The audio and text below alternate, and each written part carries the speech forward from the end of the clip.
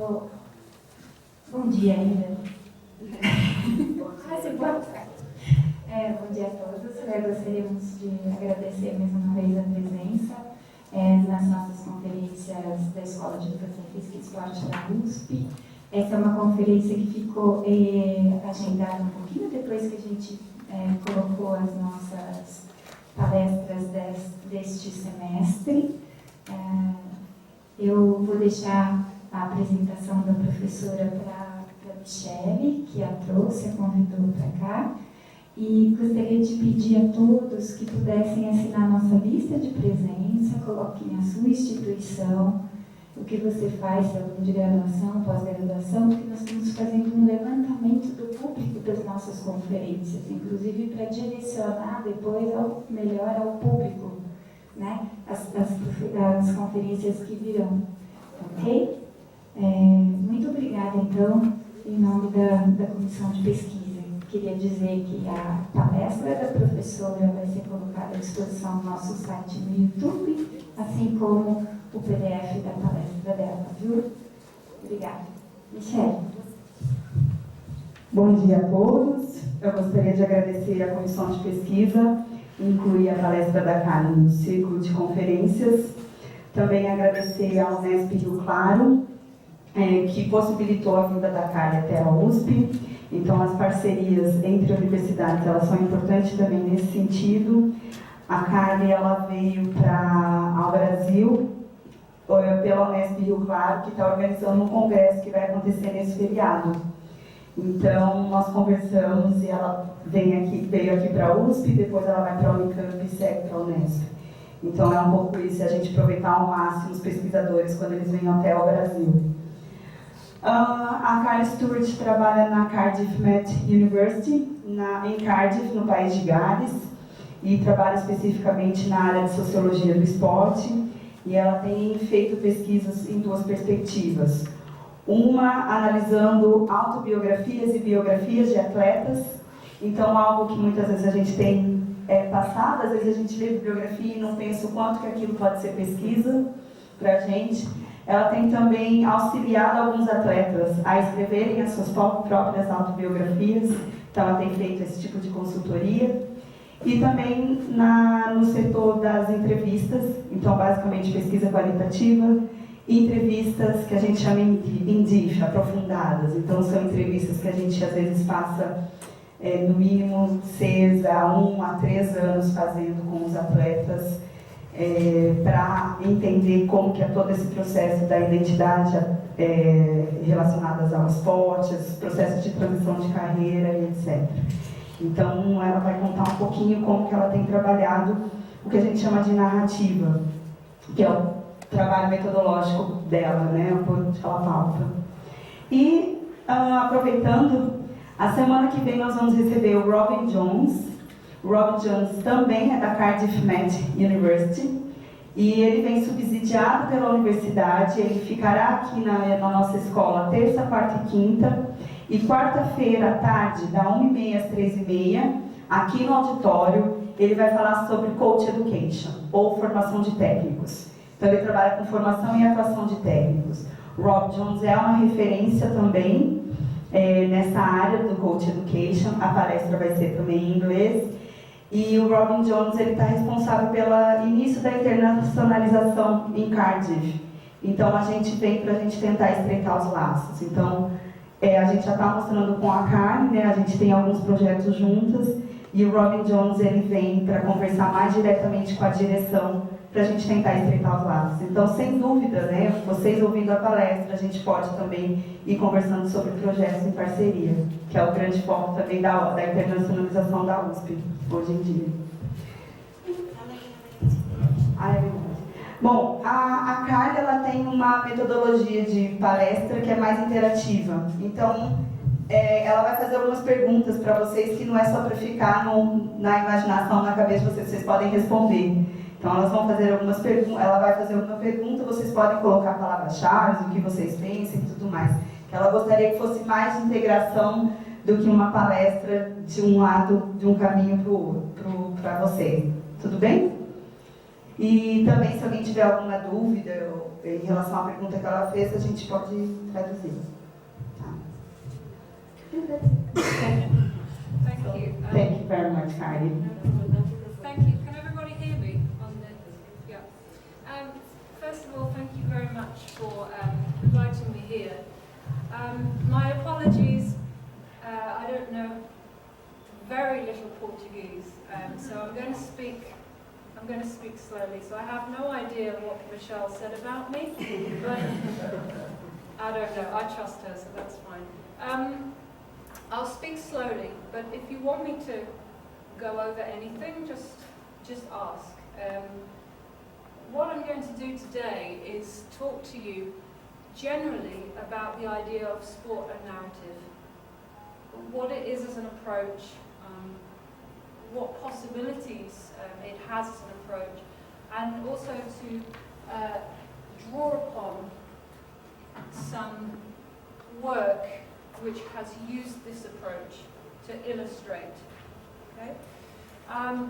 So as I'm going through this, I'm hoping that you'll be thinking of your own examples. I might ask you some questions. And I think I'll be able to learn as much as you will from this lecture by some of those conversations. Okay? So first of all, we'll have a look at what is narrative, introducing it as a concept. We'll define it, outline it, and then we'll go on to looking at some insights from a sporting perspective. Okay, and this will include some of my research, but it also includes others, because I wanted to give you a broad overview of what's being done.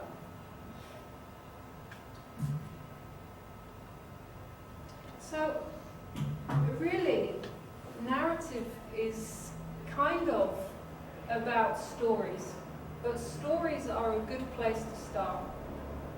Okay, and the reason they're important is because scholars have said that actually storytelling and stories are important for social life. Okay? That telling stories makes life social.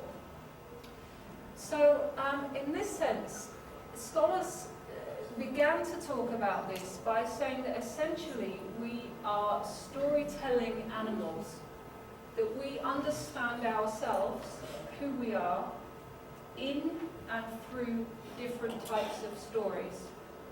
So I just wondered, before I move on, I wondered whether you had any thoughts on that. Do you think this is the case? And if so, do you have any examples or instances in sport or life in general where you think, yes, stories are really important? So I thought maybe I could give you just a few minutes to talk about that. Maybe give me a few examples and then we can talk about them. Does that make sense? Vocês entenderam? Então é para vocês conversarem um pouquinho um com o outro para tentar dar alguns exemplos de como alguma história pode ter influenciado ou fazer parte da vida de vocês. Conversa aí.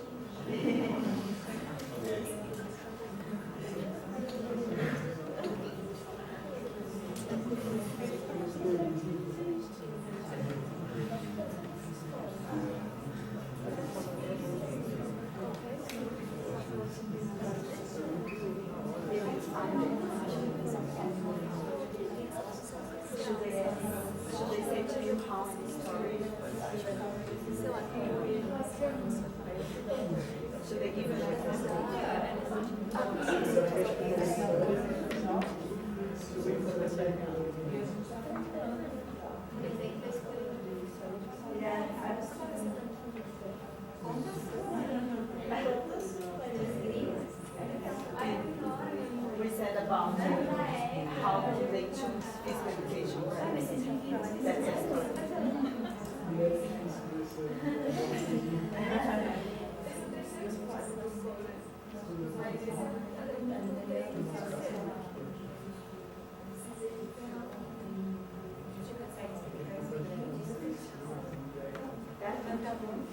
Okay, anyone brave enough to offer a suggestion? If you're happier to talk in Portuguese, I have a translator. Professional translator. But you can say Eu preciso treinar, então. I start in physical education because I am an athlete from fencing. So this is the third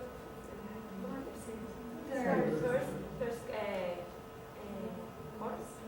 graduate course. Graduate course that I start. But now I'm very happy to be here.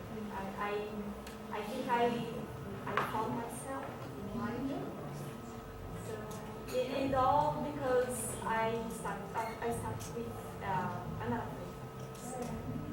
Okay, that's a really good example. So I'm asking you, you're telling me something about yourself, and there's a story to it. Well, actually, I started here. I was an athlete, and I chose this course because I was an athlete, and I'm really happy with that. Yeah, so you had good experiences of being an athlete, and it enabled you to continue. Yeah, good example. So it might just be an everyday conversation or a reason for doing things. Good example. Anyone else got any other examples? How we tell stories in our society and culture. Give me a big sports story that's interesting. About last time, I don't know you. Yeah, he's a great example for my work. He's given me so much. It's really easy to talk about Lance Armstrong as a story. Yeah, there's a big story behind Lance Armstrong because he was diagnosed with testicular cancer at a very serious level, and then so he was an athlete, and then he got testicular cancer, and then he recovered, and then he won the Tour de France 7 times and became this hero. And now we have this new dip in the story where he's now seen as a fraud, that there were drugs involved. So culturally, that's a really interesting story because it has ups and downs. Yeah, we're going to talk about him a little bit more. Yeah. How about if I ask you about Brazil and sports stories? Is there anything you can tell me that I wouldn't know about?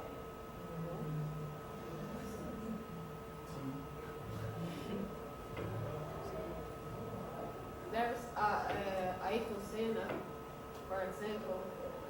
He was an idol, I think, in the entire world, and he died suddenly in front of everybody. So this is something that's we always remember here. Yeah, so stories can be a real part of cultural consciousness. They can be a part of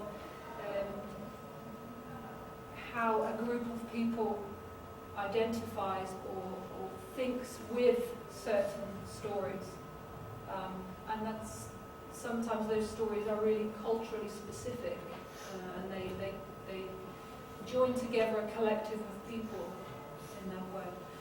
Yeah, good. So I have another example. For example, the story of Rai and Leonardo. They were these football players, and they have this foundation that is called the Gold Plaque Foundation. That I don't know how to translate into English. Gold Plaque, você sabe? Gold direito. I don't know how to translate this. But they help kids under necessity to study. It's a beautiful work, social work that they do in parallel with the money that they work. In Brazil, there are several stories of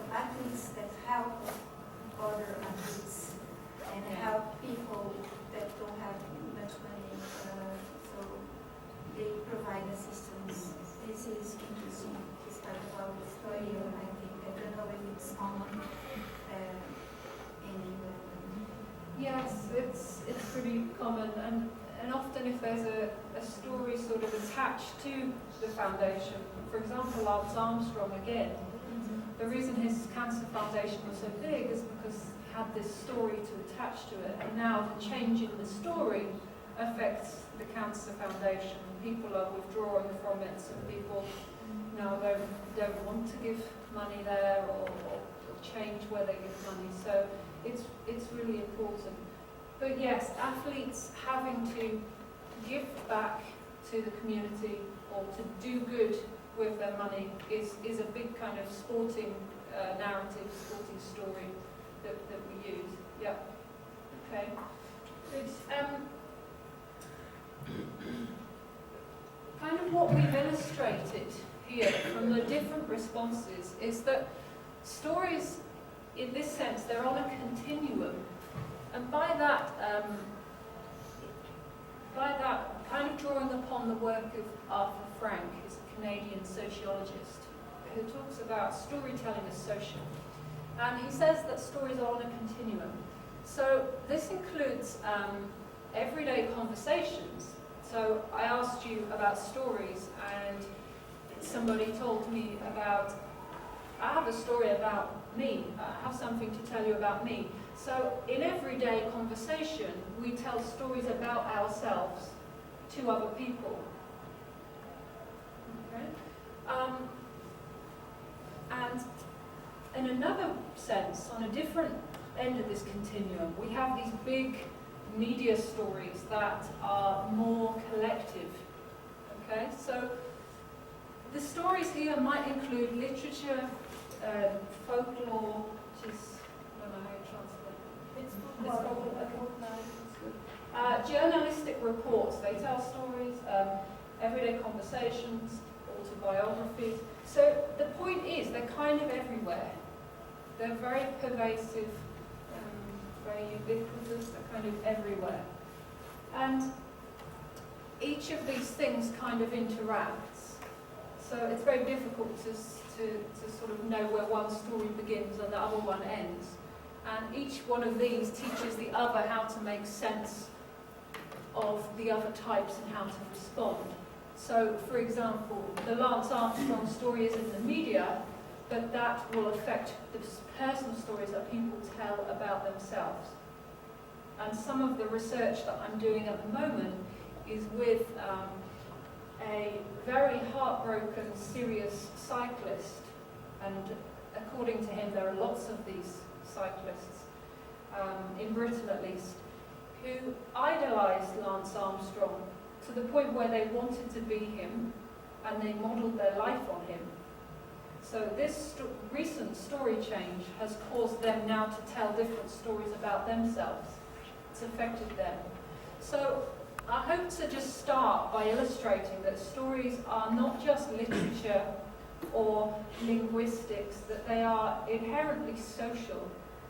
They on a big scale, stories do really good things, but they also, for example, Arthur Frank would say, they also send people to war. That behind things like war, there are stories. So they're really important things. So to kind of get to the word narrative, stories and narrative defined can be different. They have been defined differently. But the idea is that narrative is the thing that underpins stories. Narrative has to run through stories, okay? But stories have something else. Stories usually have a characterization, whereas narratives don't strictly have to. But I want to kind of focus in on the narrative, because the work on stories is just beginning in sport. We're just starting to say stories are important. But for the last kind of decade, there's been a body of work on narrative without that distinction.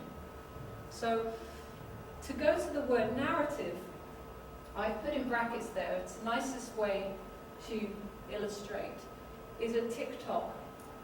One thing happens, then something else happens. That is what narrative is. It is about distinguishing it from other forms of writing or discourse, is about sequence and consequence. But importantly for research and for study, it's about how we select events that are important to us. For example, I was a fencer and I really enjoyed it, and now I do a sports degree. So we select things that are important, and we organise and we connect them in a way that makes it meaningful to us, but also to the audience we're talking to. That makes sense. So narrative is, by definition, is about a sense of sequence, consequence, order. Tick-tock. One thing happens, then another thing happens. Here's a really simple example of a short story with narrative. The baby cried and the mummy picked it up. Okay, it's a tick-tock. The baby cried, so the mummy picked it up. Alright? And I said to you before, the difference between narrative and stories is that stories have characterization and evaluation, and narratives don't need to have that. So this is a story because there are characters in it. There's the mummy and the baby, and the evaluation is, oh, the baby cried. It's a good thing that mums are there to pick up babies. That's a good thing. You know, this is a good thing. So this is an example of a kind of short story. Okay, but it has a narrative, the tick and the tock in it. Alright, so just to give you an idea of how that is. And the reason this becomes, stories are interesting is because of that evaluation. That culturally, the way we evaluate what should happen in a story is interesting. Okay, it teaches us something. The fact that mummy picked the baby up, that's a good thing. Okay, so just to give you a sense of this, I'll come back to this a bit later with a characterization. But a much more complex story here of sequence, characterization, plot, tellability is Lance Armstrong.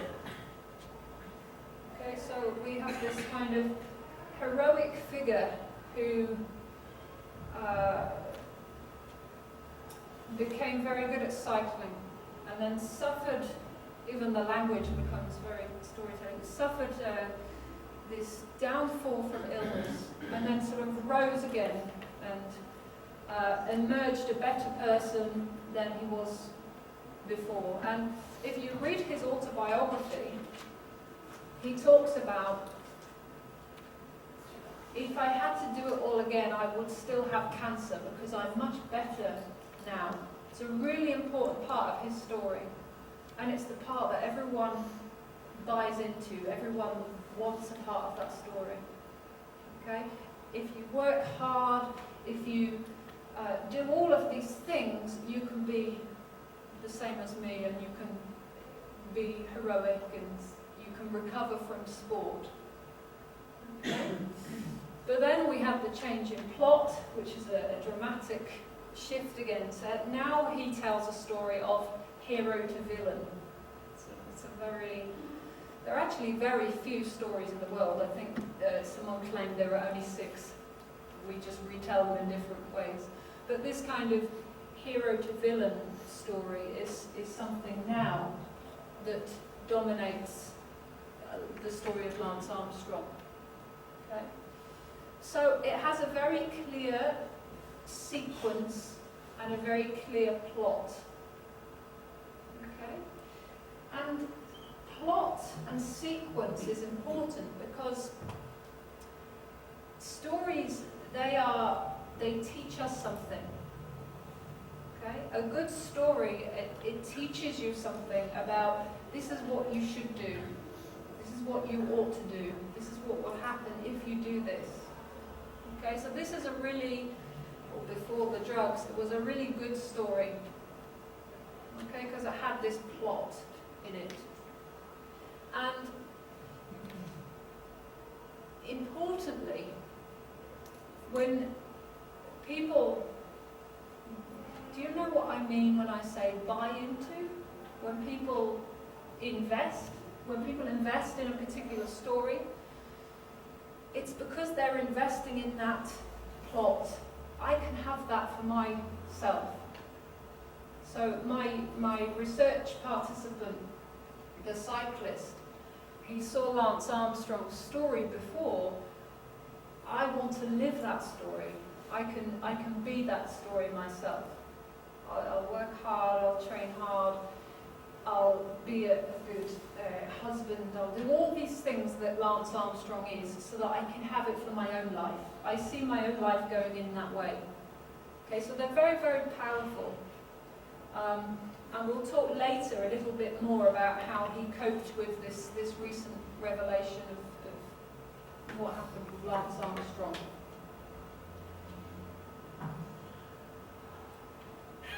So just to kind of connect this narrative and story thing clearly, Smith and Sparks talk about narrative as a form or a template that people rely upon to tell stories. It's almost like it's a blueprint, it's a model that people draw upon them to be able to tell stories about themselves. Okay? So it's a general shape that makes it possible to tell stories about yourselves. So, in this sense, our stories are not as original, perhaps, as we think they are. Okay? We draw upon particular templates that allow us to tell particular stories. And we're going to explore that a little bit more. But one of the key questions for sociology, at least, is can we tell any kind of story that we want to? So you may tell really good stories about your experiences of physical education. Okay, but other people, they don't tell good stories of physical education. And it's understanding why can't they tell good stories of physical education that becomes an interesting social question. What is it about some experience of physical education that leads people to tell very negative or disconcerting stories of physical education? Okay? So this is really the sociology bit. It's about, well, how much choice and how much space do I have to tell these stories? So this is a key idea. This is a key idea. The first one relates to the first response we had here from the questions. And it's the idea that in everyday conversation, for example, we construct ourselves and our identities in narrative. You're familiar with identities, it's a similar word, yeah. So as we tell stories about ourselves, we're not only we're not reflecting what happened, but we're actively constructing in the moment. Okay? So in a research sense, if you're using qualitative methodology to get to some kind of truth about things that happened, it's important to bear in mind what you're getting is a construction of identity in that moment. This is what I want to tell you about me.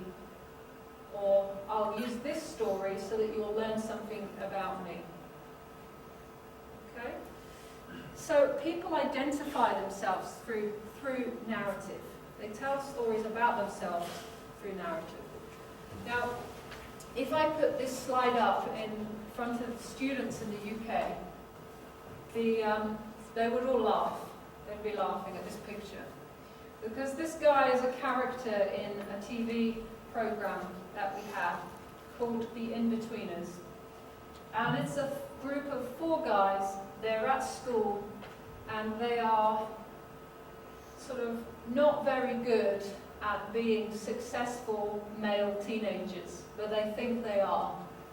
And this guy here is Jay, and he constantly tells elaborate stories of his experiences with women that are just completely over the top, not very truthful at all, and all his friends just sort of look at him, but he tells these stories constantly. Okay, and he's a really good example of, if I tell these stories, I can be this person, I can construct this identity. So he's quite funny. But whether people believe you or not, that's another thing. Okay, people don't believe him, but he still tells his stories. He believes it. He believes it.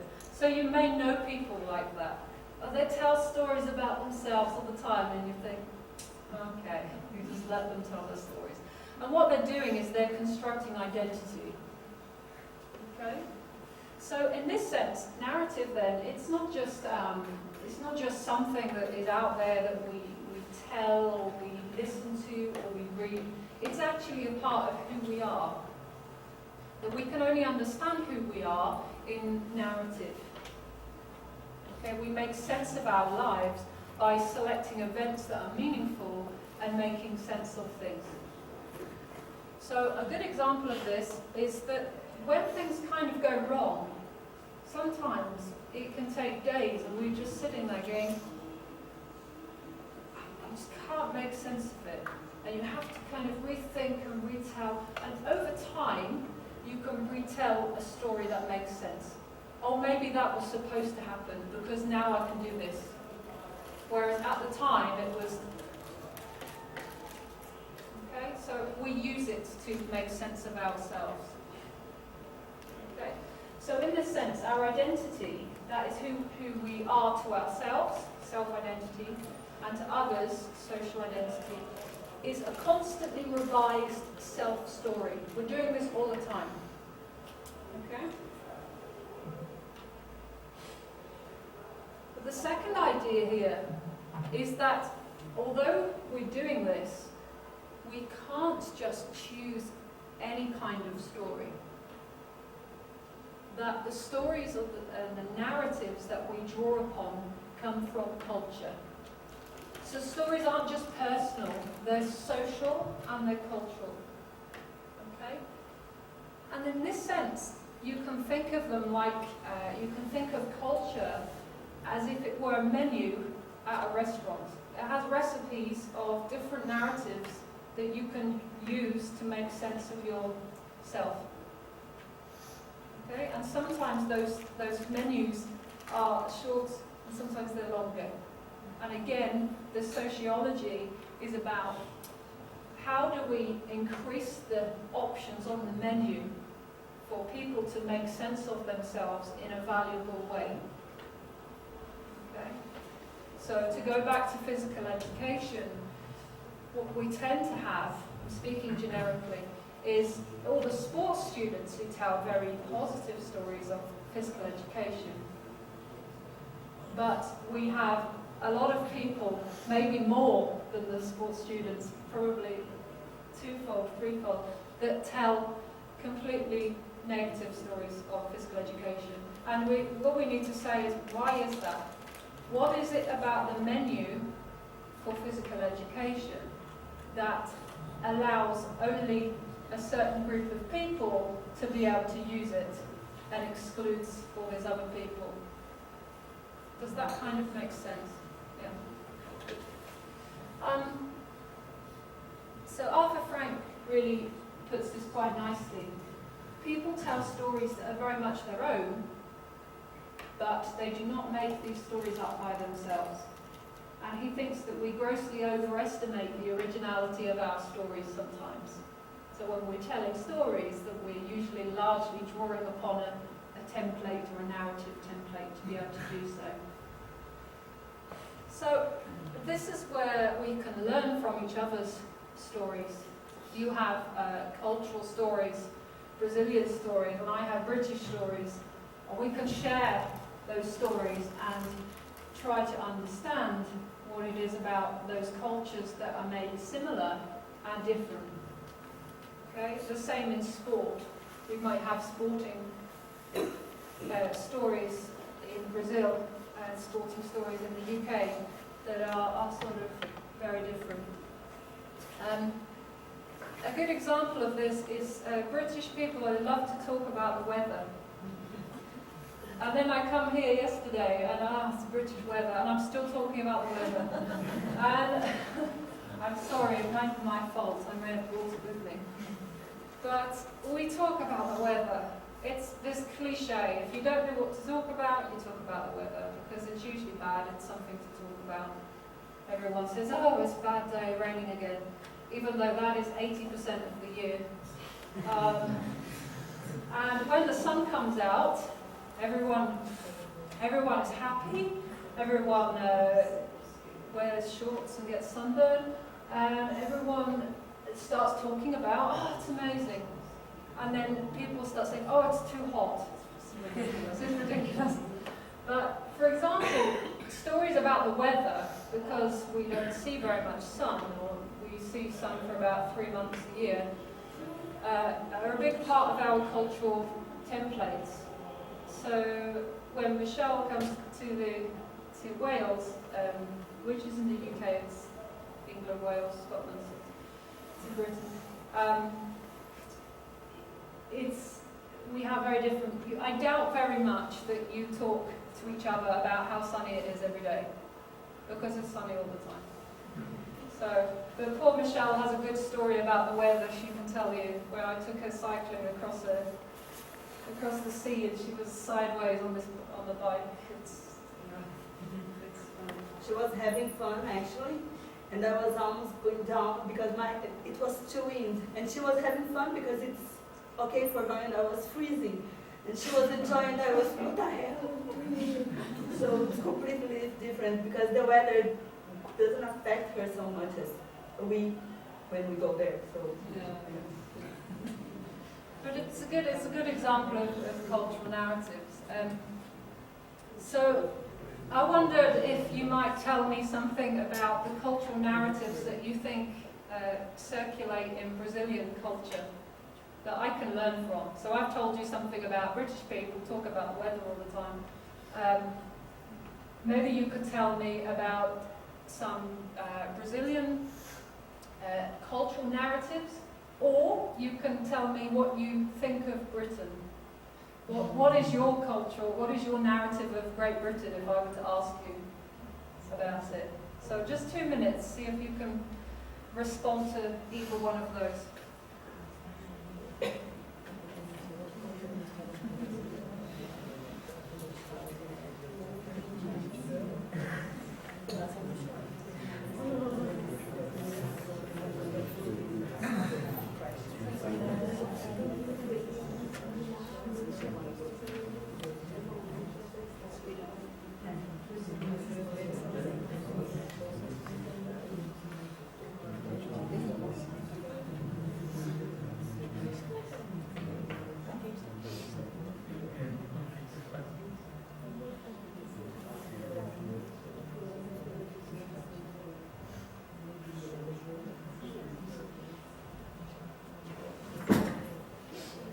Okay, so are you going to tell me what you think of Britain as a cultural narrative, or you're going to tell me something about Brazil?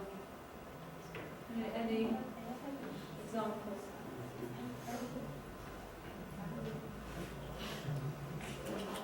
You were laughing because you were don't want to say it. Ninguém? Vamos eu.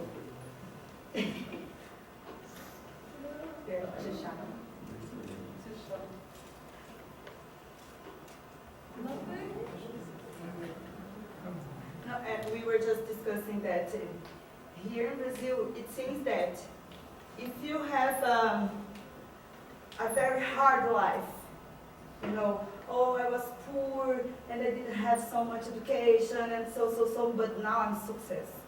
So people say, oh, they clap their hands.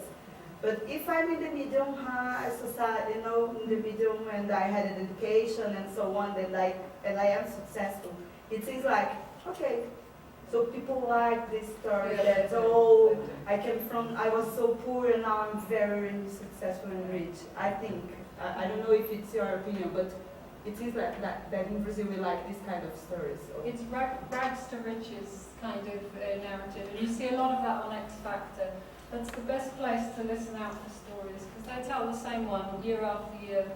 And my theory is, I should kind of painted this, but my theory is that it's the stories that win X Factor in the end, because they give a sense of character about the person, and people vote based upon the character and the story that they hear, not necessarily the music. Yeah, that's a good example. So what does this have to do? We've talked a little bit about identity, where we construct ourselves in narrative, but we have to draw upon things around us to do so. So just a quick example. Advertising works very well in this way, because advertising kind of makes stories call out to you. It's in cultures everywhere, and it's a story behind it that's calling out to you, so that you can say, oh, that's me. I'll buy that because that's me. And there's usually a story behind it. So, for example, here, car advertising is a kind of classic example. Says, my bonus is faster than your bonus. Do you know bonus? It's like money. So BMWs, they can talk to certain kinds of people. So we associate that with a lot of business people, that kind of thing. And then you have the more kind of fun story. Life's too short to wear a boring car. So it's about this idea that you should wear something fun and all that. So really, what narrative does is it makes possible identities available to you, so that you can identify yourself based upon these narratives. So it's the kind of calling out, hey you, and it's the, oh, that's me. Okay, so that's kind of how it works. So I'm going to give you an example from sport. This is the research with the cyclist, and this is a good example of that process. Armstrong's story, it calls out to this guy, and he says, oh, that's me, I can be that person. So he says, he didn't just teach me cycling, he taught me how to be a person. And he says, but what I say is that he didn't just teach me cycling, he almost taught me how to be a person, almost. I wanted to be like him. I wanted to be this really good guy who trained hard, but I wanted him to be a role model. He was seen as the ideal team captain. Oh, he loves his teammates. He'll go to the end of the world for them. He really looks after them. He treats them better than he treats his own family. And we all absolutely believed that. And I always thought, oh, that's how I'm going to treat people. I'm going to be really nice and always treat them with respect. It's like you're taking life lessons from him. You think, oh, I want to be like that. Oh, he's a good role model. He's the ideal father, the perfect husband. And I think people who feel like me, they see he was a role model for them, not just a cyclist. And they often refer to him as a superhero, a real-life superhero. Okay, so that's an example of that kind of narrative identifying. But importantly, being able to tell a story is, I think that this is a big problem of the narratives, because the people say what he or she wants, and if someone take this with the big truth, he wanna be that person, but never. The things that someone tells is what is only the good things that he wants to tell. It's really difficult, because I like some personalities here of Brazil. but I never say that I want to be that person because I don't know very well that person. Eu não convivo com a pessoa. We don't live together. Yeah, and that's a very good point. I think that is the point. The stories are so powerful that we think, lots of cyclists, they think they knew him on a personal level. And I think that your outlook is a very sensible one to have, because actually to be more critical and to think, well, what I know is kind of constructed from the stories around me is probably a very good way to live. And what we'll have a look at in a minute is what happens when these stories go wrong or things don't go according to the plot. So it's a really good point. The cyclist, he is one of two that I've interviewed, but they talk about lots of people actually, that there are lots of cyclists out there who just wanted to be. Someone who had a tattoo on his arm, to the extent where they put it, it's crazy, but yeah, we're going to talk about the consequences, certainly. And just to give you an example, here's another interesting lesson about British sports students. I don't know if this looks familiar, seen in the top here, but we have a very big drinking culture narrative that goes with sports students. Now, it makes no sense to outsiders looking in. They think you're crazy, but the things that the sports students do get more elaborate to the point where there's serious health risks, abuses of power. All of these things are maintained in the culture of sport, which I think are problematic and need to be addressed by schools and universities. That's another story. But really, this is just to illustrate to you that when these students come into university, some of them can tell these stories really well, and they become the ones that are out drinking and telling everyone else to drink, and a real sense of, I am a sports student. But there's a bigger majority, I think, that really don't know where they fit with this. They disengage with it, but the consequences are they become not very good sports student, a boring sports student, or somebody who sits on the outside of things. And so when we talk to the students about this, there are constant negotiations, because as Giddens says here, someone's identity is not to be found in their behaviour. It's actually about keeping a narrative going, keeping a story of self going. I can be this person if I keep maintaining this story about myself. And some of them, they come in and they have a go, they go to one drinking thing and they don't enjoy it and they go elsewhere, but they can't keep that narrative of themselves going. And in that culture, they don't fit. There's a sense of, I have a sense of, I just didn't fit in with that core group.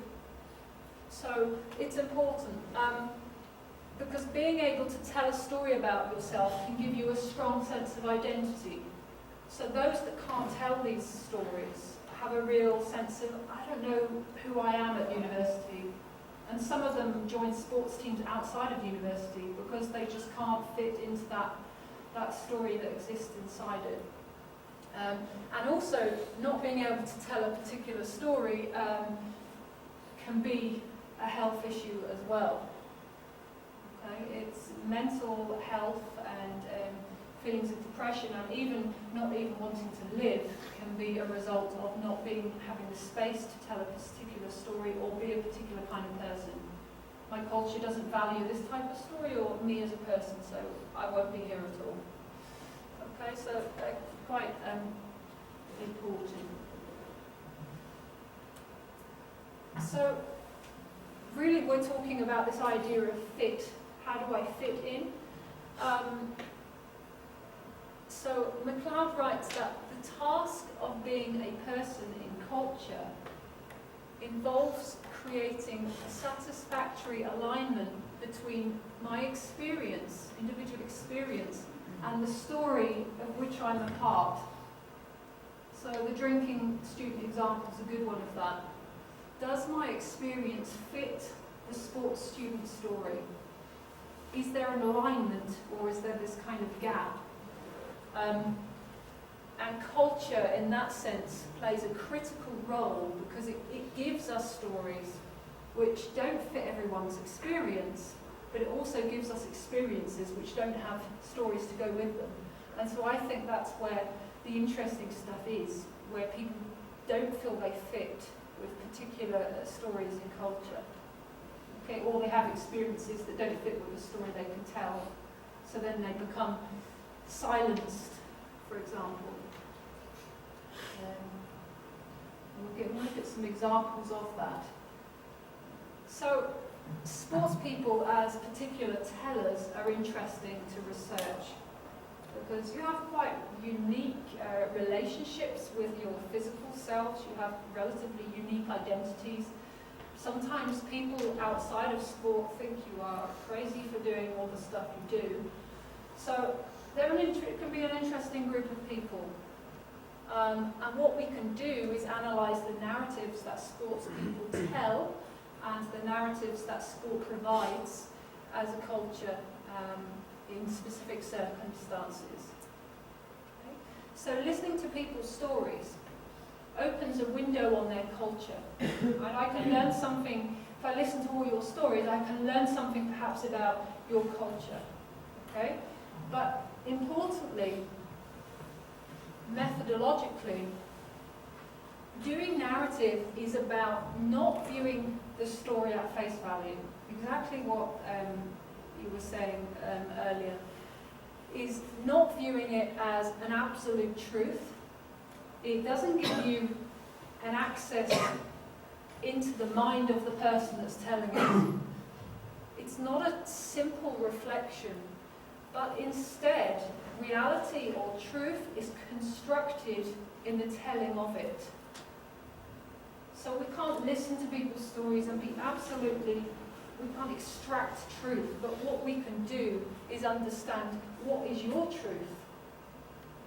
It's more important to me not to examine Lance Armstrong's story for what is true and what is not, but why he tells the story he does. What was it about the audience, the motivation to tell that story? That's what's interesting to me. Okay? So in that sense, it's subjective and it's interpretive. Okay? Narrative work commits to an interpretive paradigm or way of doing things. It's not about truth-telling. Okay? So what do we know about narrative research in sport? What has this research told us so far? What we can begin to understand is that we can get an insight into the dominant narratives that structure the lives of sports people. Okay, what do they tell us about the culture of sport? Importantly, stories have a lot to do with bodies and physical bodies, because we tell stories of our bodies, out of our bodies, through our bodies, so very, very intricately connected. So we can understand how sports people relate to themselves as bodies. Okay? And we can understand how they accept some storylines for themselves and how people reject others. So this is a kind of, the illustration I'd like to draw upon is biographical disruption, because this represents the biggest body of work in narrative. And the reason being is that narrative, because it's about order and sequence and consequence, it's very effective at registering change. When things change, it's narrative that makes you think, oh, that wasn't supposed to happen. So this idea that the story, the biography, the narrative becomes disrupted is an important one in sport. Okay? So if we are a story, if I am, my identity is a story that I develop over time, what happens when that story doesn't go to plan or it goes wrong. And there's a growing body of work in this area that's looked at experiences of people that have become disabled through sport, people who have experienced serious illness, and like I said to you, just doing some work on the Lance Armstrong story, not on the illness as disruption, but how the story disrupts these people that draw upon it. Okay? So, in terms of disruptive bodies and disruptive narratives, Sparks and Smith's ongoing work has looked at spinal rugby players who have experienced continue to experience spinal cord injuries. So they work with a group of British rugby players. This is tell you something about Welsh culture. They're rugby man, absolute rugby man. And Michelle has been to more rugby matches than me, so she'll be able to tell you more. But they are working with a rugby. The governing body for rugby have this group of rugby players who have experienced spinal cord injuries. And actually, generally speaking, publicly, we don't know about these. Okay, their stories we don't really want to hear about because they upset this idea that sport is healthy and sport is really good. And in terms of tellability, they're really uncomfortable to listen to. Ooh, we don't want to know about that. But they're there and they exist and they have to continue existing in everyday life. So their work is largely around how changes to the physical body cause not only physical disruption but biographical disruption. A sense of, now what do I do? I can't be my body anymore. What do I do? So if we look at, and you can see here, just to give you a picture here, the Welsh squad, part of being a rugby player really is about taking up as much space as possible. They really have a really big physical presence, so the one thing I noticed today walking around is the kind of, in some sense, the lack of rugby bodies, because in Wales there's rugby guys everywhere, just take up a lot of space. I do. They're big, aren't they? Huge. So, because of that space and that physicality, they have a particular relationship to their bodies. They have a particular sense of themselves, if that makes sense, or a particular sense of being me. So the body self, before the accident, they say, looking back, it's quite strange. You use it, the body, all the time, and since, I suppose, I play a lot of sport, you don't think about it. Well, not until becoming disabled. Obviously, you don't think about things. Your body and everything just clicks into place. It's not really you think about, even though you always used it. But like most things, when you're able-bodied, you don't think about it, you just do it. So in this sense, as athletes, we take the body for granted. We assume it will work in the way that it should, and we don't really think about it very much until it goes wrong. When the body goes wrong, it suddenly becomes part of our consciousness. We suddenly start, if we have an injury or we become ill, we start talking about it, and it's kind of here. So one of the rugby players says, the body is so important to who I am, who we are perceived as. And because of the accident, you can't do the things that you love, which makes you who you are as a person. Sport, rugby, the feelings of being lost in yourself, you just can't replicate them in some test tube. I've lost those feelings, which I suppose are like a drug in a sense. I still crave those experiences and feelings. So disruption here is not only physical, but it's biographical. It's who can I be? Where do I go next?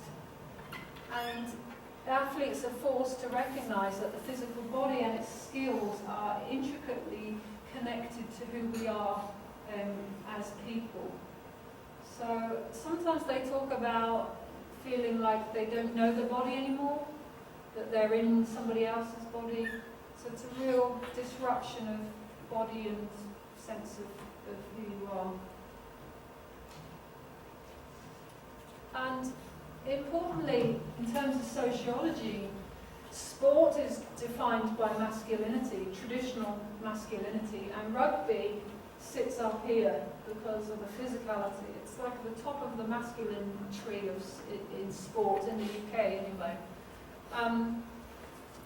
And they talk about how masculinity just goes bang. So they say after the accident, your masculinity does tend to go bang. Just something which is important to you has literally been shattered. Now, because of the injury, I'm a no one. I'm not really who I am. Okay, so in this sense, they often talk in what's been identified as a chaos narrative. It's about life does not make sense. I don't even want to be here. And it's a really dangerous place to be. And chaos, in its purest form, doesn't have a narrative sequence because people are struggling to make the words make sense. You might be able to recall experiences of chaos, usually relationship breakups, when you don't expect them in that first moment and you don't have the words to talk about it at first because you're in chaos. Biographically, it makes no sense. And unfortunately, the research has shown that a group of rugby players are living day to day in chaos. They're not able to re-story a sense of who they are that makes any sense or has value.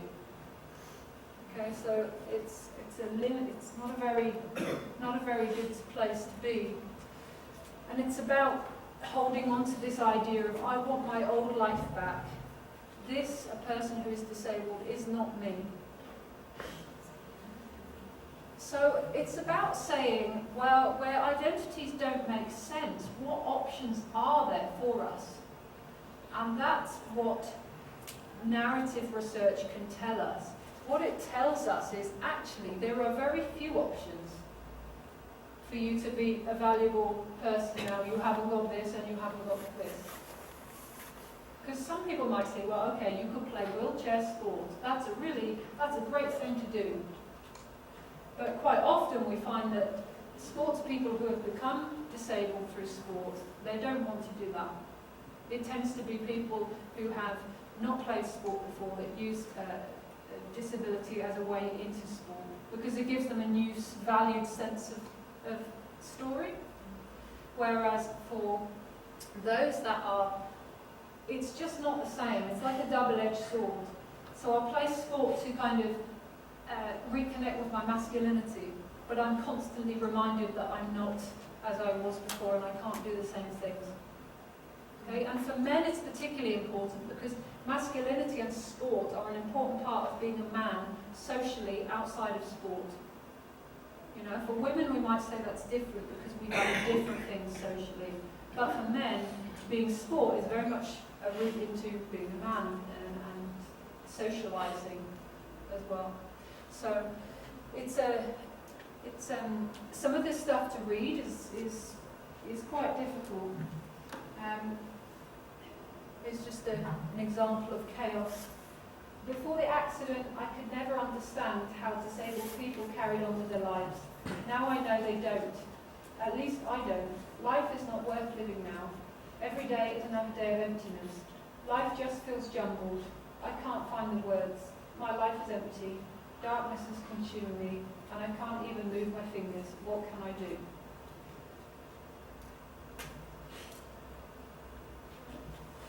So this body of work really tells us that we have very little space for loss in our culture. Western culture is very much about being heroic, going on to achieve, repair, get back to where you were, to overcome. You know, Lance Armstrong's story is an overcoming story. It's a very heroic story. And in that sense, we tend to value the quest narrative and quest is that overcoming. I've been through something and I've emerged better, I'm a better person, I've struggled through. Okay? But it's limiting because some people are living there, they don't want to connect with this. They can't because they can't repair or achieve or overcome. So the dominant cultural storyline is that you must do this, you must be heroic. If you get illness, you must fight it, you must beat it, you must be heroic. But actually, some people, I don't want to do that. Can't do that anymore. Okay, but it has consequences for how you view those people. Oh, they just give up. They just... So there's kind of lots of crossover. To go back to the cyclist, this is how he described what happened when he heard about Lance Armstrong's confession on TV. He's talking about his friend. Him and his friend, they idolise him. He said, we were arguing that he was innocent right up to the last minute. To the very last minute, we were saying he is innocent. This is a big conspiracy. They're trying to ruin this man because he's too good. To the last minute. And we were sitting there, and it was almost like getting ready to watch a big football game. We had food in, and this and that. And because we were in this flat, we lived opposite each other, and we were there, all excited to see what's going on. Not like, oh God, it's going to be the worst thing ever.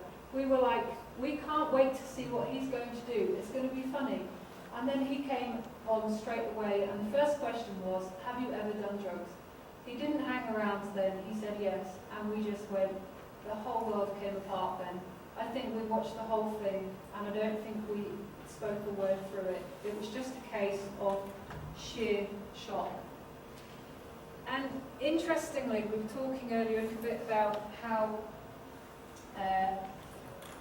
stories can make people feel like they know someone personally. And he really did talk about this, and this is for the first time. He'd never talked about this to any other cyclist, to his girlfriend, his parents. He'd never spoken about this before. But when he spoke to me, he referred to it constantly as a relationship breakup. And I asked him about that, and he said, well, what's gone on here?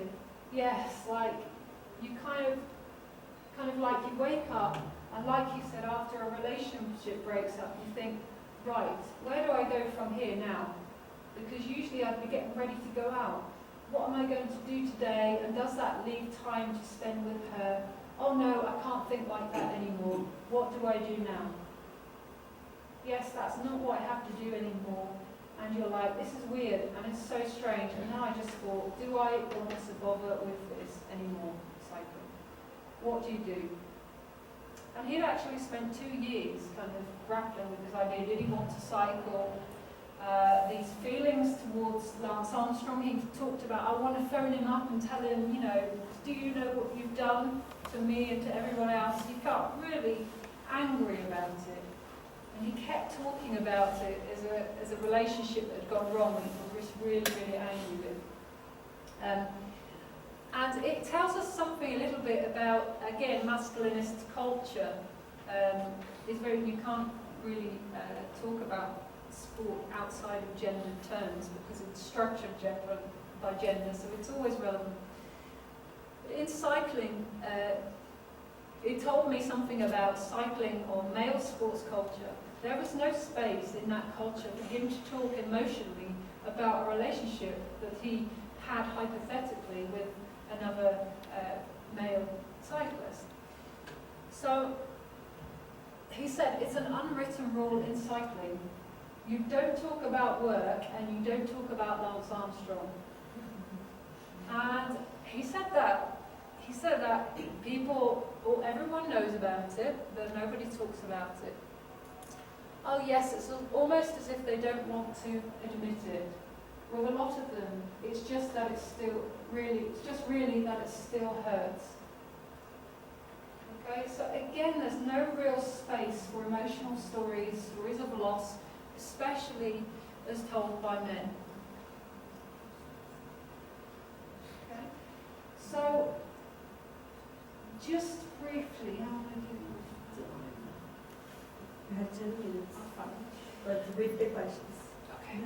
So I just want to just give you a little bit of an insight into perhaps some female narratives, because we talked about men and struggles to conceptualize things.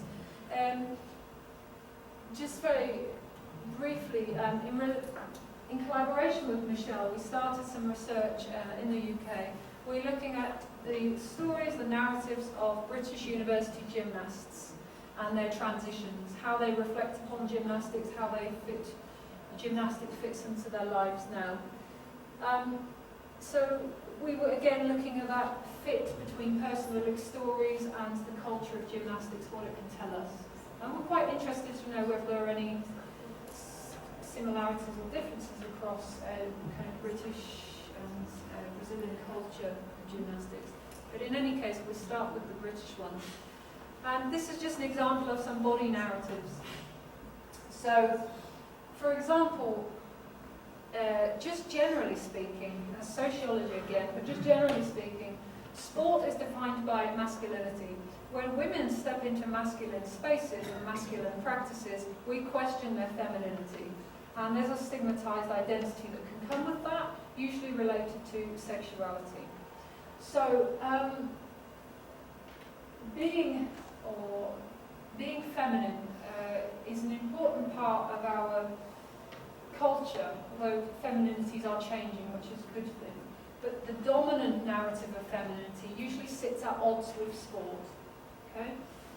But the gymnasts really talked about some specifics of doing gymnastics that kind of take them away from the cultural narrative or cultural feminine ideal.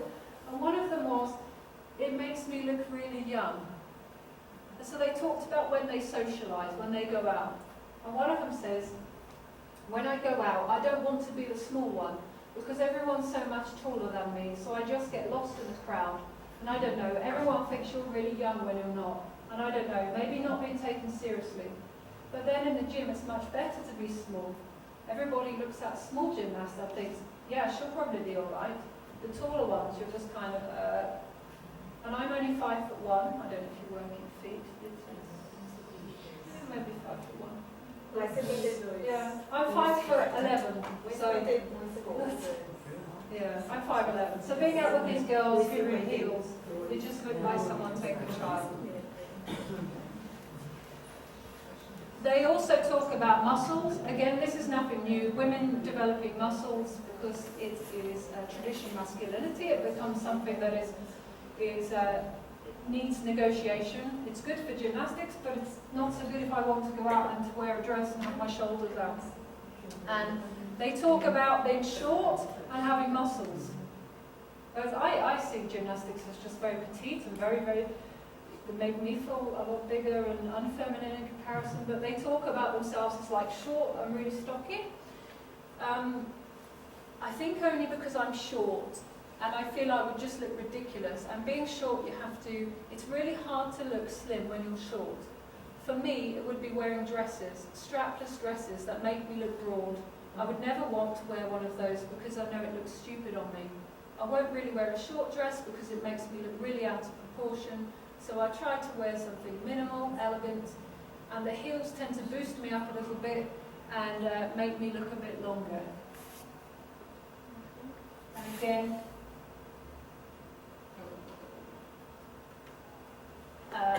some body negotiations for one of the gymnasts. I want to stay involved in gymnastics because I need to work on, it keeps me looking trim, but I don't want to develop too much muscle. So I already feel I'm too big. I just want to, I don't know, I'm scared that I'll just come back again and I'll be this massive muscly person. But no, it's something, a good way to get the body I want, but I have to stop at a certain level and I don't want to get too muscly. So you can see how the social structure of gender influences the stories that we are able to tell about ourselves and our bodies. Some of the men in here are probably looking at that thinking, right, I've never really thought about those things before. I never have to worry about that. But perhaps for women, we'll go, I thought about that before and I've negotiated those kinds of issues. So just example. So just to finish, really for you, some questions that you could ask if you were doing research or interested in this is, how do we come to know ourselves through different social categories, different body narratives, the stories we tell about our bodies? What does it feel like to be in and of a particular body and tell particular stories? What narratives are available for us to draw upon in sport? What type of person can I be or should I be? And whether we have equal opportunities to tell the same life stories. So just as a closing point, if we do live our lives within frameworks, stories of meaning that invite or constrain, celebrate or oppress, then there's a need to interrogate the dominant storylines that frame our physical selves, our identities, to tease out understandings of who we are and who we might be and how we're culturally located.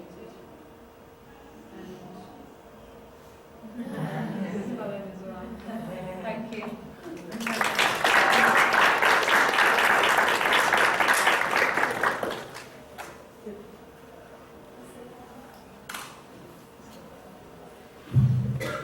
Thank you, Karen. Então, um pouquinho do que ela disse. Que inglês calmo, né? Ela falou devagarinho. Ela tem trabalhado muito nessa perspectiva das transições de carreira de atleta e como isso tem afetado as autobiografias, o senso do ser, quem sou eu agora.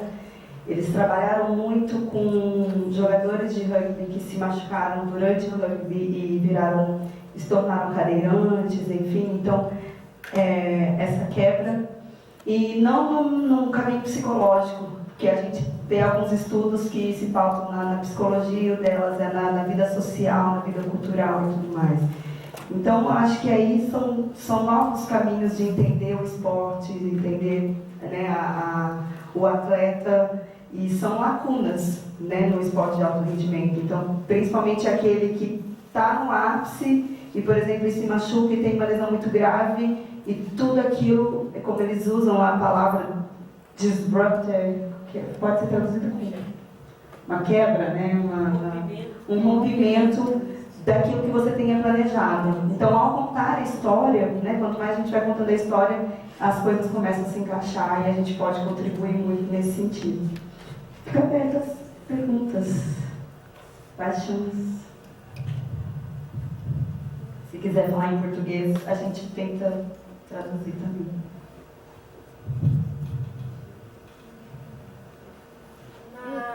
Nessa questão do feminino aí que ela trouxe, são ginastas de artística, né? E acho que é importante, de repente, pensar em que nível essas meninas competem, para ver se no alto nível essa questão com a feminilidade também acontece. É uma dúvida, assim, que nível que elas competem. Elas competiam. She's just asking me about how was the level of the gymnastics that we interviewed.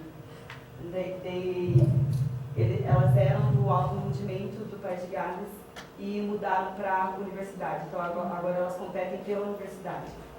Então teve essa mudança, essa transição. Por isso que agora elas também não aceitam aquele tipo de... Yes, maybe they change it from high level to... Because maybe it's because they changed it from high level to university championship. So that's why they don't accept anymore that type of body, that type of gymnast body. Because they live with other kind of bodies, so maybe that's why.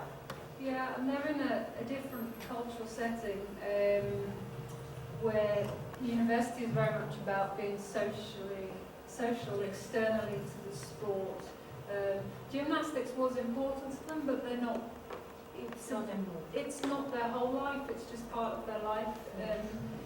But interestingly, they look back and they say, "Oh, yeah, I didn't have any problems with it then. We had really good bodies then. But now, if I don't keep up with this, It's not particularly exclusive to gymnastics. This is negotiations with muscle and with body is apparent across all kinds of sports, but specific to gymnastics. I'd never really thought about height before, and their interpretation of what height was, which was really interesting. How they saw themselves as sort of this, and because you're shorter, they were sort of wide. It was strange. Something was very good, it's not anymore. Yes, and that was their story. Oh, we were really good, but we don't have good bodies now. We never will have them. That's probably the problem.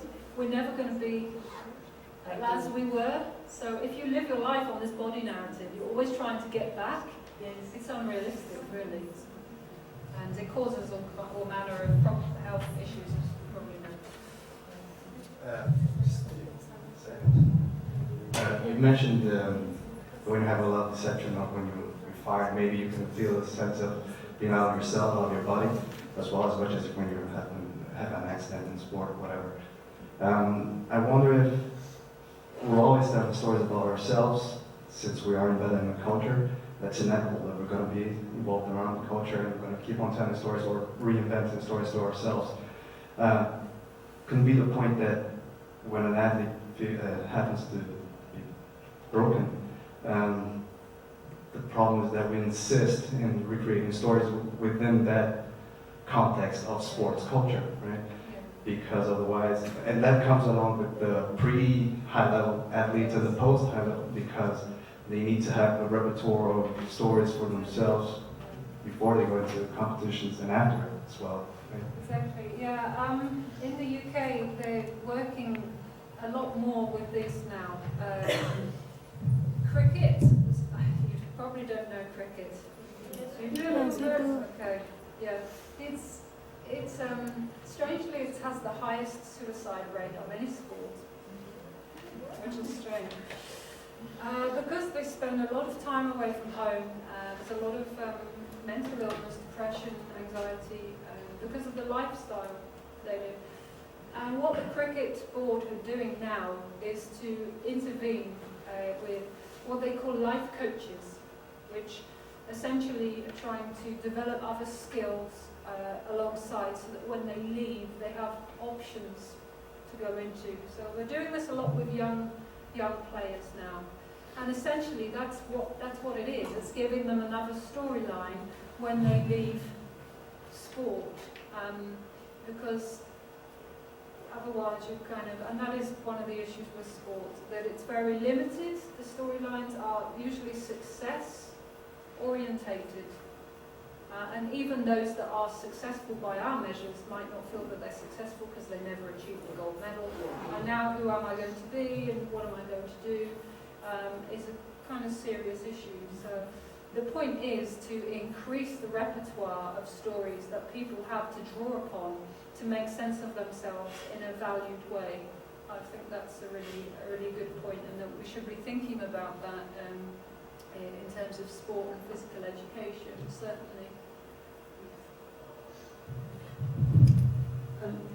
Inclusive, nós tivemos acesso a uma pesquisa com entrevistas de 3 anos de 2 jogadoras de golfe, e elas eram alto nível. E quando elas terminaram, então essa quebra foi muito grande, né, sem um envolvimento em outras áreas sociais, né, que fica só no esporte, que uma tentou suicídio e a outra, quando ficou grávida, ela estava no alto rendimento, ela tentou esconder a gravidez e tentou de todas as maneiras fazer um aborto, porque aquilo era contra a narrativa do esporte, porque vai contra, porque ela estava com vergonha de todo o tempo que o técnico se dedicou para ela, de tudo que a família tinha investido, e agora ela ia ter que parar para poder ter o bebê. Então são situações que essa metodologia ela tenta trazer à tona de como é sério, de como a gente precisa tomar cuidado, a gente precisa entender que são vidas, que são antes de serem esportistas, são vidas que precisam ser valorizadas em todos os seus aspectos, né? Então eles acabam trazendo. I was just saying about the article of the 2 narratives of the golfers players, the female golfer players. You were saying too.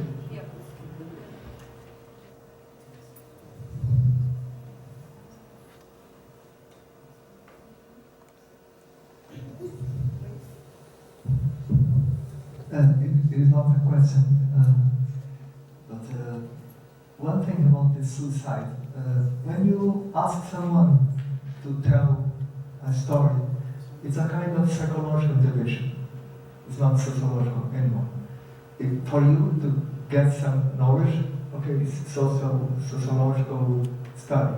But if you ask Michelle, oh, tell me please your stories in Olympic gymnastics, I will awake a psychological event. You will have to take care of this. And another thing is about, it's another danger thing. In our scientific world now, there are many huge value for papers, only papers, not knowledge. I'm very worried about this kind of research because listening and reading, it's everybody can listen and reading, but not everybody can listen and read deeply. That you need to do this kind of research. And it's how to prepare, how to do this, to prepare the students in the research to do this kind of research. Yeah, it's not for everyone. Some people, one of the important things that Arthur Frank says about stories is that it's as much about the stories that we ignore and that we cast aside as the ones that we tell ourselves. And that kind of encapsulates, I think, some people's response to this stuff. Yeah, that's not a story I'm interested in. I'm interested in other things. But some people reflect deeply and they think deeply and they make kind of deep connections. And you really have to be a very empathetic listener. You really have to be, and it's an ethic. There's a narrative ethics that you have to allow people to tell their stories and be genuinely empathetic and interested in their ideas, not getting information for your paper and for your project. And so I think it's a challenge. I don't think that everyone could or should do this research, but for the people that it strikes a chord with, they're probably the people that should be doing it because they're able to empathise a little bit more than others maybe. And the first point was about psychology and sociology. So narrative research, actually, a lot of it spans or started in psychology, and it's kind of shifting to sociology. But I don't like to pigeonhole myself as sociologist, really, because a lot of the work I draw upon is published in psychology, some in sociology. So I find it, for me, the self or the self-identity of being is never entirely psychological, it's always social as well. So it's difficult to distinguish those two things specifically. But the storytelling about when it is appropriate to tell a particular story, or when I can tell a particular story, or what stories do as actors, how they affect change, could be sociological questions. Yeah. That makes sense.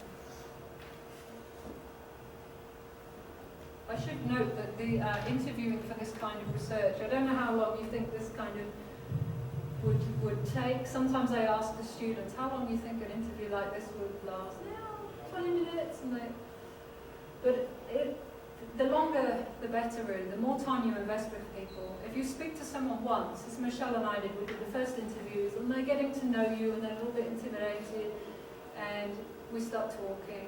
And the second interview, they're talking more, and the third interview, they're talking even more. It takes time. And we interviewed them for over probably 6 hours each. But to work with one case study, the interview work that Brett Smith has done, he's spoken for over 40 hours to this one guy. It spends a lot of time. But ethically, that brings difficulties as well, because it's very difficult not to become very invested emotionally in the stuff that you're doing. It's also important not to be the counsellor, as it were, because telling a story actually is very therapeutic. And then you become the one person that knows their life story. Can be a very difficult thing to negotiate, especially when the research has ended. How do you say, oh, well, thanks very much, I'm off now. it's difficult. So there are lots of challenges, but there are also lots of possibilities.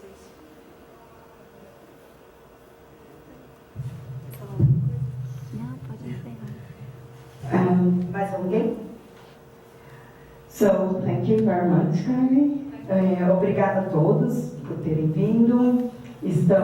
A Carly principalmente está à disposição. Nós vamos almoçar em algum lugar aqui na USP, vocês estão convidados. E ela também vai falar mais um pouquinho sobre isso no congresso da Unesp, que vai acontecer esse feriado. E está disponível, ela vai colocar a apresentação. A gente vai passar para a Patrícia, que vai colocar no website e também no vídeo, vai falar.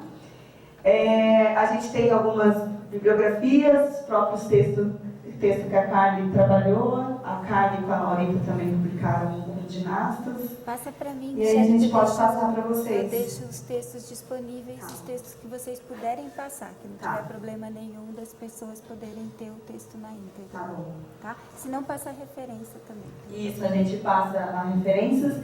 E também um e-mail, para quem quiser, a gente vai conversando. Lembrando que a semana que vem a gente vai receber um outro professor da mesma universidade, Robin Jones. Ele vem falar na quarta-feira, da 1h30 às 3h30, sobre Coach Education. Então, ele trabalha com formação e atuação profissional. E bem voltada à pedagogia do esporte. Tá bom? Então, quarta-feira que vem, podem divulgar. A gente está tentando já colocar no site. So, thank you very much. Obrigada. Thank you. Se vocês quiserem conversar com ela.